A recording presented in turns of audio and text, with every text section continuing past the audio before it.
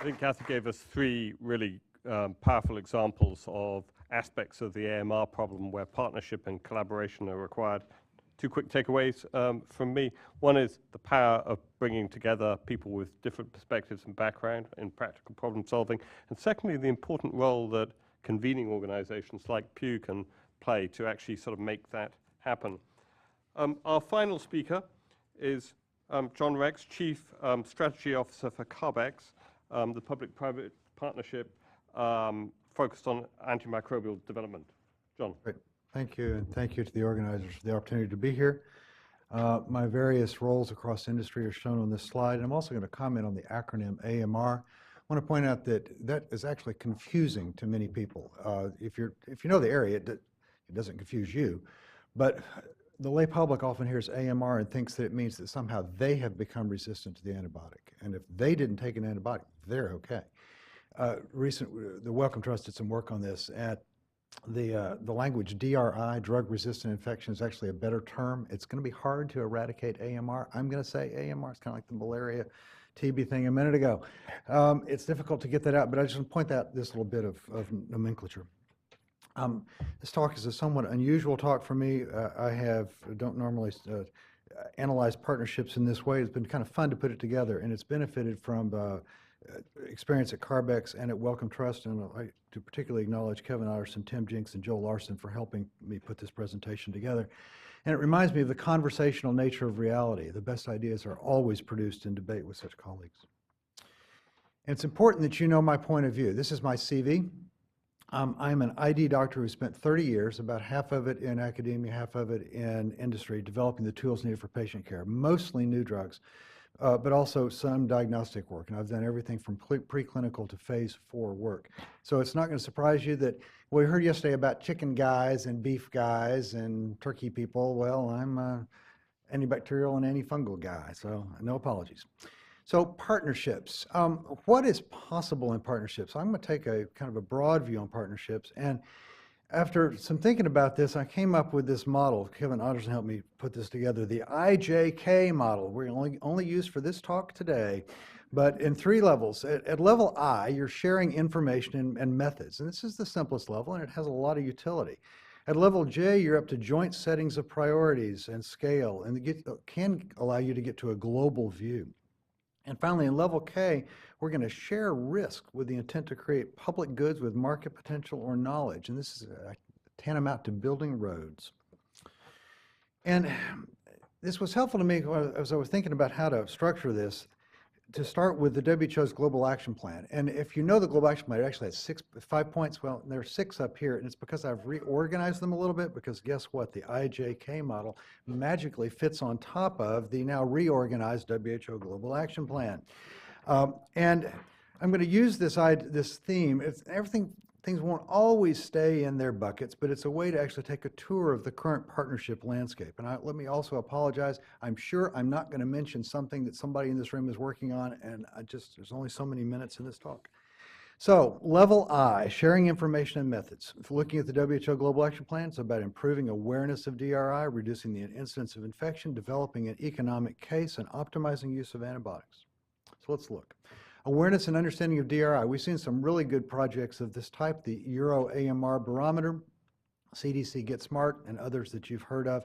And general programs like these are very valuable because once you learn how to do them, they're pretty easily copied and transferred. Reducing the incidence of both infection and drug-resistant infection. This is an area where action is local, but experience is shared. Good infection control is one hospital, one ward at a time. Good infrastructure is one sewer system at a time. And vaccination is one kid at a time. But how to do that you can talk about.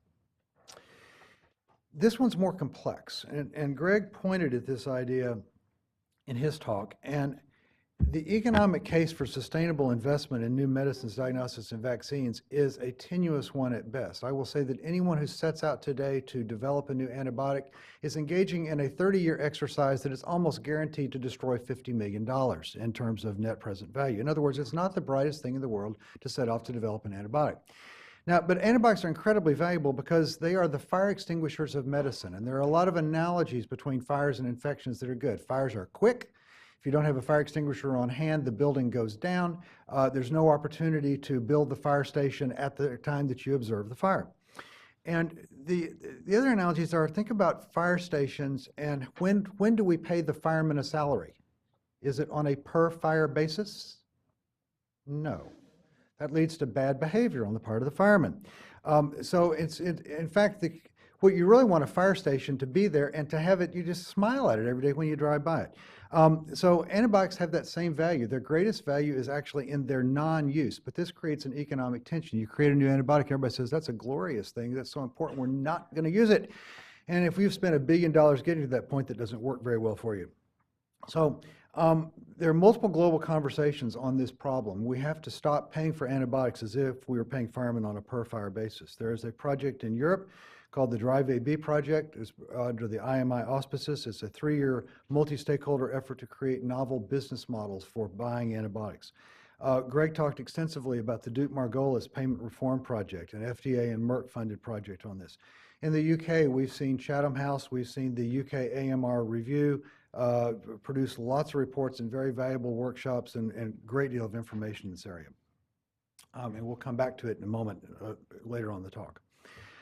Further looking at sharing information, optimizing use of antibiotics, absolutely. You can develop national and regional guidelines that can be shared, methods to reduce and eliminate agricultural use. You heard a lot of ideas yesterday. Those are the kinds of things that can be shared for other areas. And another one, not really on the WHO list, but sharing scientific knowledge. We just heard about the Pew Spark platform, but I'll also say that CARB-X, which I'm going to come to in a second, and GARD-P are going to be working together to develop workshops and webinars about how to develop new antibiotics. We have lots of academics who are very interested in working in this area, and they've never seen what it takes to really build a drug. There's the idea, and then there's what I think of as the pharmaceutical plumbing, and we're going to be teaching plumbing in the CARB-X and GARD-P workshops. So moving up to level J, optimizing use of antibiotics is going to appear again, and we're now going to think about strengthening knowledge through surveillance. So at the level of joint priorities, you want to develop data about drugs. You actually have to do that in big networks. And so we're seeing a lot of R&D networks that are beginning to spring up. GARD-P, I just mentioned a minute ago, DNDi, WHO sponsored group. They're looking at doing networks for evaluating drugs for neonatal sepsis, and they may also be doing a little drug development, trying to create the formulations of those drugs that are needed in that setting. Also sexually transmitted infections. Sort of a long-standing project in Europe, the JPI, Joint Programming Initiatives in Europe. There's a JPI AMR. This has to do with taking national level money, bringing it together to fund across Europe projects. We've seen a lot of diagnostic prizes as an effort to help push those things forward. In the Wellcome Trust, I'm working with them to develop a collaborative clinical trial network to help deliver the registrational data required to get new drugs approved. Strengthening knowledge through surveillance. Here are 2 examples to cite. The UK Fleming Fund, a £265 million government investment into improving laboratory capacity for diagnosis and surveillance of AMR. The WHO's GLASS, Global Resistant Surveillance System, examples of joint priorities at a global scale. There are lots of these at the national scale, and national scale can be really, really big, like the CDC's NARMS program, but I think it's most interesting when these things become actually global. And speaking of global priority setting on the kinds of drugs that we need, it's been interesting to watch the evolution of, I'm going to call them priority pathogen lists. That's not what they're always called. But back in 2008-9, we had a short list with a catchy acronym, the ESCAPE pathogens. Then in 2013, CDC put out a list of scary bugs with some great graphics. And then WHO put out a list in 2017 that they called the priority pathogen list. And here they're shown with some color coding. And what's helpful about these lists, or what's instructive, is that really at the highest priority pathogens, there's very good global alignment. So in effect, we're already doing joint priority setting by virtue of these lists. Finally, level K, where I want to spend the rest of my talk. This is where you begin to really spend some serious money and people time to increase our investment in developing new things. And knowledge and goods, both public and private. And you get synergies out of almost every partnership, but here these synergies can have an extraordinary impact because of the scale at which you're working. And let me walk through 3 examples. The first is the Innovative Medicines Initiative, and within it, the New Drugs for Bad Bugs program. So IMI was a 2 billion euro, actually is a 2 billion euro program that's a collaboration between the European Commission and the pharmaceutical industry in Europe. European Commission agreed to put up €1 million of money.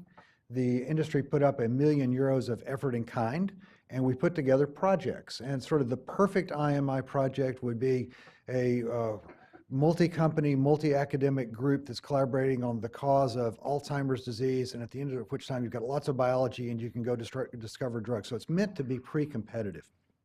Well, we sat down in 2011-12 and developed a program we called ND4BB, New Drugs for Bad Bugs. And that program has now spawned 7 IMI projects. And this is actually the biggest part of the IMI initiative. These 7 projects, there are 2 of them on drug discovery, collaborative work on drug discovery, believe it or not.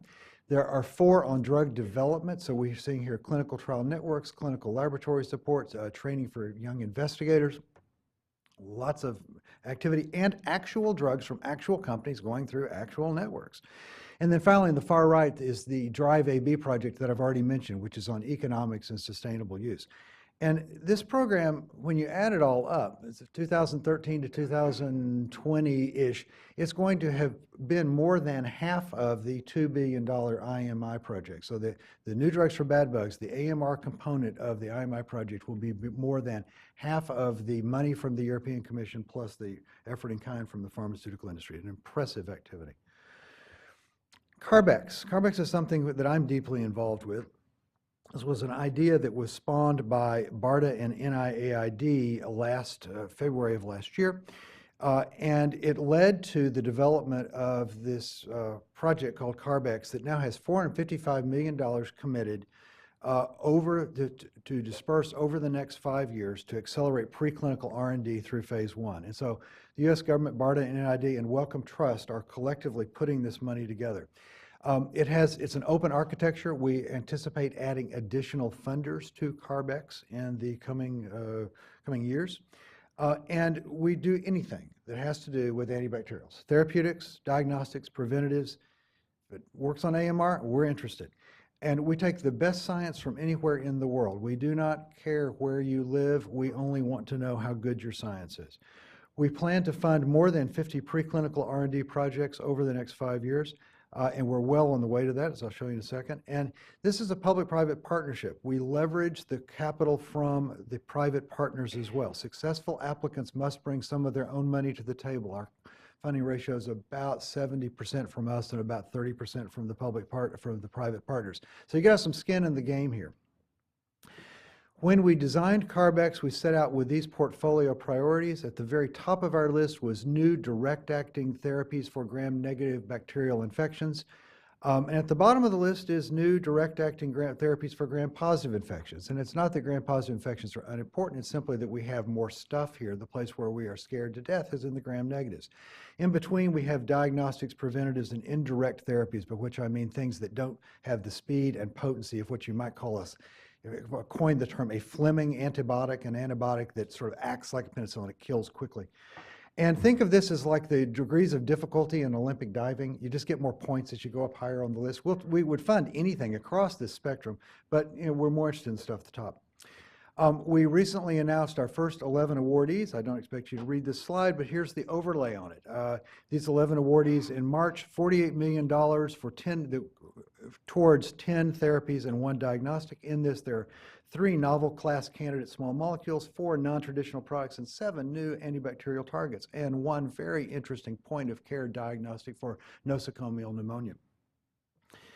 There's more to come. You can expect another round of announcements in July, and by the end of year 1, CARB-X will have committed to about 20 projects for about $115 million from us, plus the money that they're going to bring to the table if all the options get exercised. Most of these projects will be therapeutics. We would expect this level of support to lead ultimately to the registration, sort of 10 years from now, of about 1 novel mechanism agent. And think about that, the amount of effort that goes into getting 1 novel mechanism agent. And the $115 million, somebody's going to have to add about another $500 to $900 million to that to turn it into a drug. Finally, last thing in my last few seconds, market entry reward partnerships. Greg has done a great job with this. We need to change the way we buy antibiotics. I've talked about the fire extinguisher. And in economic terms, antibiotics are what's called a positive externality. You benefit from it even if you don't personally use it, but I can't charge you for the fact that you benefit from it. So positive externalities are classically dealt with in economic terms by government level subsidies, and that's what market entry rewards are, insurance-like approach to addressing that issue. We have not yet implemented market entry rewards, but we're certainly trying. Greg talked about it, what's going on in the U.S. There's also a big push on in Europe to talk about how we might do them. And some coordination is going to be required here. Shared target product profiles to help developers know where to go, and some allocation globally of financial obligation. Not a global fund, but some accountability.